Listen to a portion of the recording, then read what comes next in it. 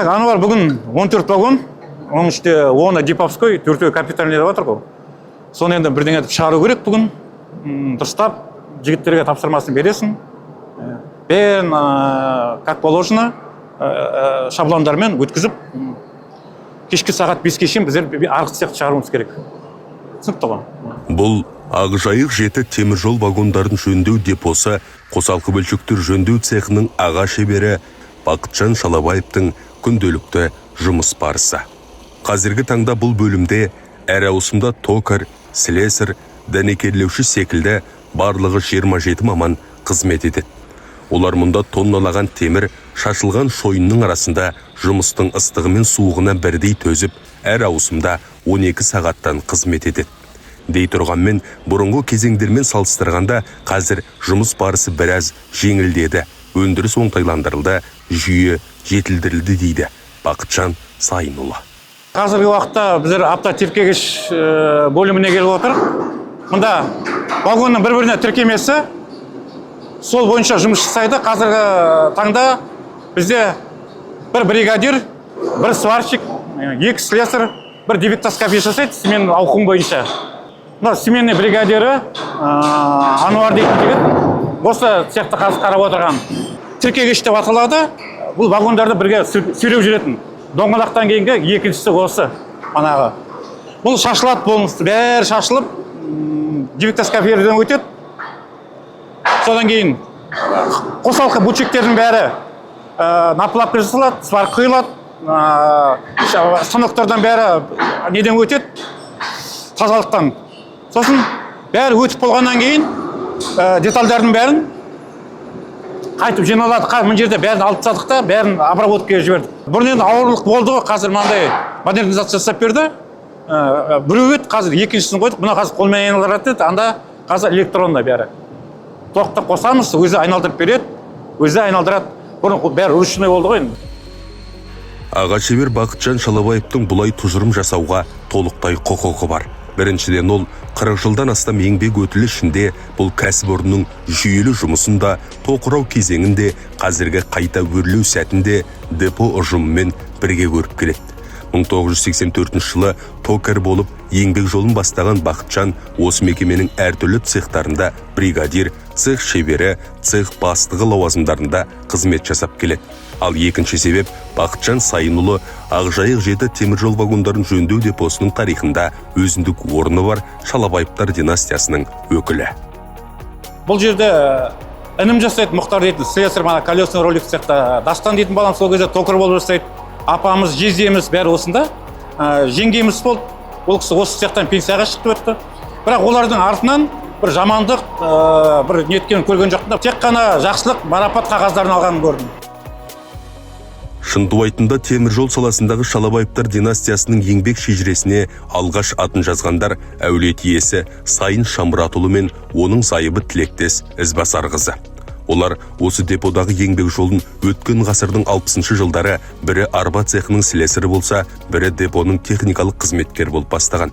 Сол кезден бастап 60 жылдан астам уақыт бойы бұл мекемеде Шалабаевтар әулетінің ұрпақтар сабақтастығы үзілген жоқ. Әулеттегі 8 перзенттің әрқайсысы да аз-кем болса да бұл ұжымда еңбек еткен жандар. Үйдің үлкені Амангелді, одан кейін Нұржамал, Нұрсұлу, Бақытжан, Болатбек, Амантай, Назгүл, Мұхтар, барлығы да теміржол саласында маңдай терін төккен жандар.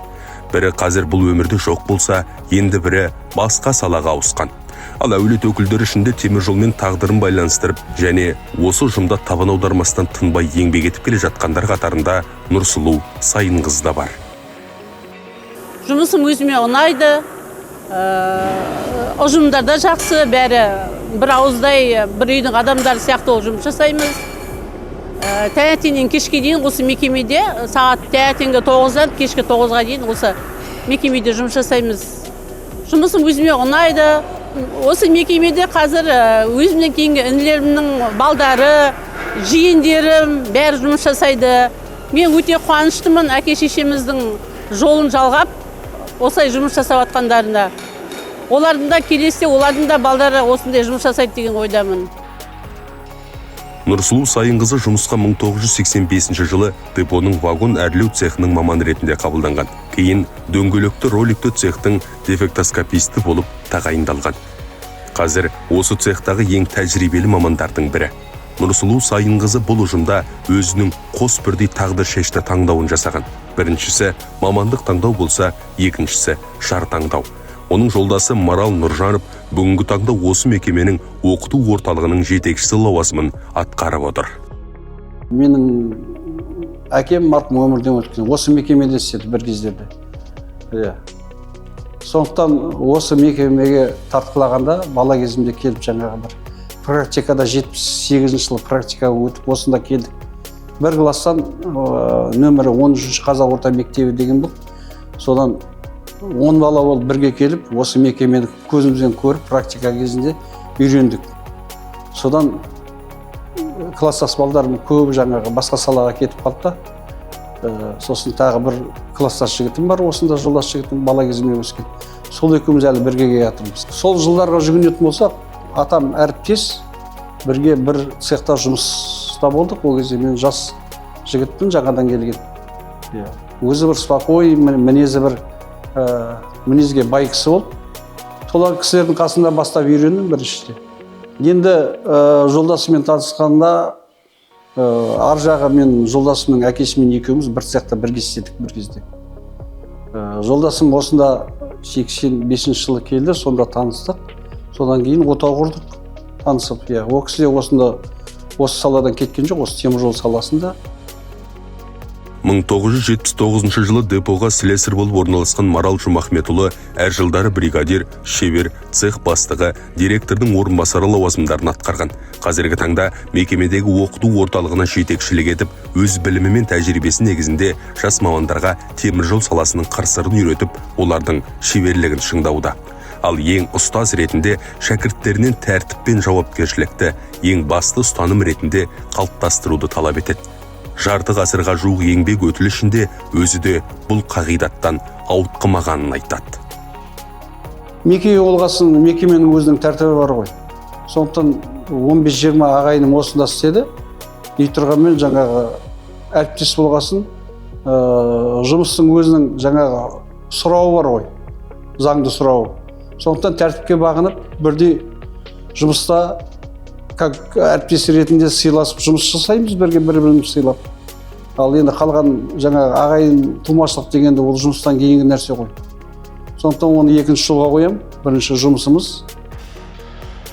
Шалабаевтар династиясының еңбек жолындағы жетістіктері мен жемістерінің басты куәгері әрине олардың ұжымдастары. Бір әулеттің бір емес, бірнеше адаммен қатар қызмет ету, олар туралы мейлінше шыншыл пікір қалыптастыруға негіз болатыны сөзсіз. Депоның тәжірибелі маманы автобақылау пунктінің аға шебері Сансызбай Төленов те сондай пікірде. Шалабаевтар әулеті бұл үлкен әулет. Осы Ақжайық жерде кезінде әке-шешесі жұмыс істеп кеткен. Енді мына Бақытжан енді біздің енді коллега, өзім сияқты старший мастер. Мындайды баласы жұмыс істейді, інісі жұмыс істейді. Кезінде марқұм ағасы да жұмыс істеп кетті, қарындасы жұмыс істейді.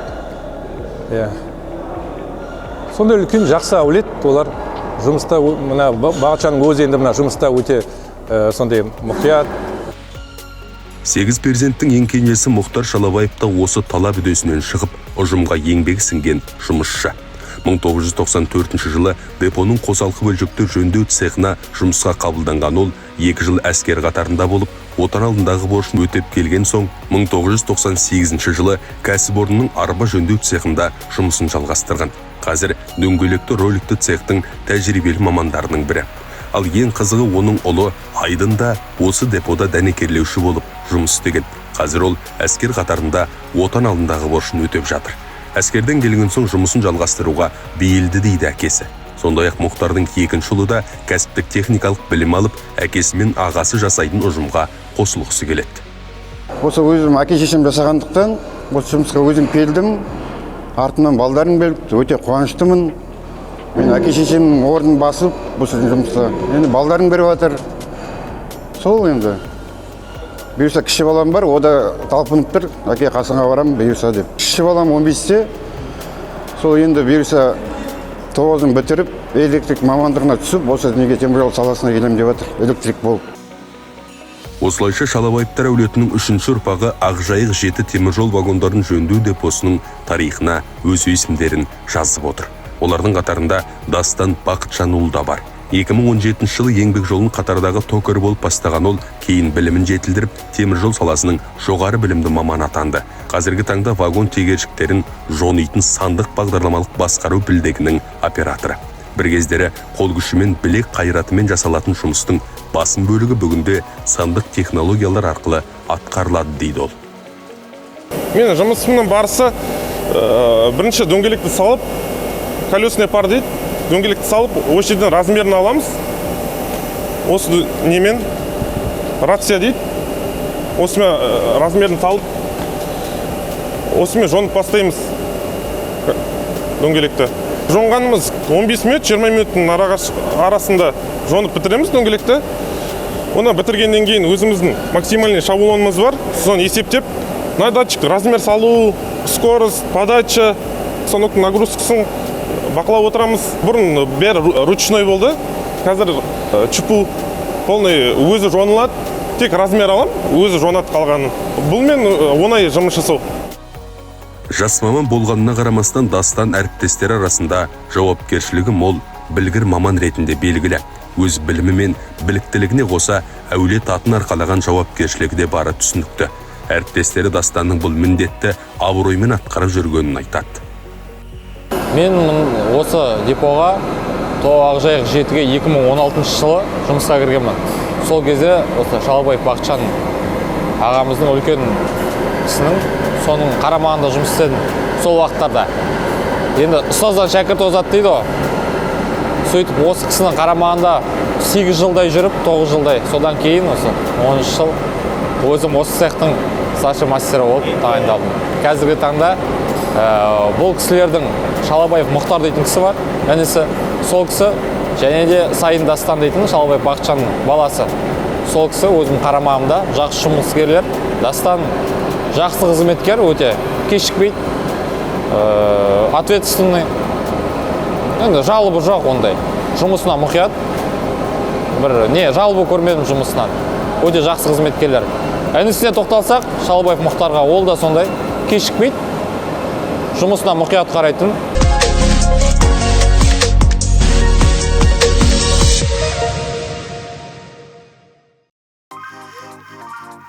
Шалабаевтар әулеті толыққанды теміржолшылар әулеті десек, еш артық айтқандық болмайды. Өйткені әулеттің төл перзенттерімен қатар олардың өмірлік серіктері де әр жылдары, әр қалай себептермен әйтеуір өмірін теміржолмен байланыстырған жандар. Мәселен, әулеттің үлкен келіні бүгінде зейнеткер Гүлшат Мұхамеджанқызы бұл саланы тек отбасылы болғаннан кейін ғана таныған. Атам, енем бәрі депожымда жұмыс жасады. Мен осы әулетке 21 жасымда келдім, содан берінді. Мына қайным ол кезде 17 жаста болып, бұл да депода жасап жүр. Мен келгенде 85 жылы Нұрсұлу деген қайынсыңым депода жұмыста кірді. Менің өзім 89 жылы депоға кірдім. 1 тамызда депо ұжымына жұмысқа кірдім, содан бері осы депода жұмыс жасадым. Теміржол саласымен осы әулетке келіп таныстым. Бәріміз теміржолда болғасын, бір ұжымнан тарайық деп. Жолдасым да 30 жыл теміржолда жұмыс жасап, 11 жыл өмірден өтті. Қарапайым семья келген жерім. 8 бала болып, барлығы осы депода ұжымнан жұмыс жасады. Болат деген қайным болды, ол өмірден өтті, ол да депода болды. Амантай деген қайным, ол да қазір көзінен не болып, балдарым жасады, өзімнің Амангелдінің балашы, үлкен балам жасады. Қазір енді кейінгі мына Бақытжанның балдары, қайынсіңлердің бәрі депода, шүкір. Гүлшат Мұхамеджанқызы 2024 жылы зейнеткерлікке шыққанға дейін депо ұжымында 35 жыл еңбек еткен. Ал оның жолдасы әулеттің үлкені Амангелді Шалабаев та 2011 жылы дүниеден өткенге дейін сол мекемеде маңдай терін төкті. Балалары Әлібек Амангелдіұлы да депо ұжымына бөтен жан емес. Әулеттің тағы бір келіні Жанар да теміржол техникумының түлегі. 1995 жылы тұрмыс құрып, Шалабаевтар әулетіне келін болып түскен. Адам жақсы адам, өте керемет адам болды. Ол кісі өте немерелеріне қамқор, немерелерін бағып, көмектесіп, енем де қарапайым адам. Бәріміз атамыз бен енемізді жақсы көрдік, жақсы отбасы. Өзіміз атам мен енем қай уақытта да қонақ шақырады, көп қонақ шақырады. Құдалары бар, құдағайлары бар, өзі 8 баласы бар ғой, құдағайымның. Атам мен енемнің сол құдағайлар бәрін бір отбасында отырамыз. Олардың да құдағайларының көбі темір жолда жұмыс жасаған. Өзімнің бүкіл апаларым, 5 апам да темір жолда жұмыс жасаған. Соларға темір жолға қызығып, солар темір жол ақшалары да көп, темір жол деп айтады ғой. Сосын темір жолға бардым.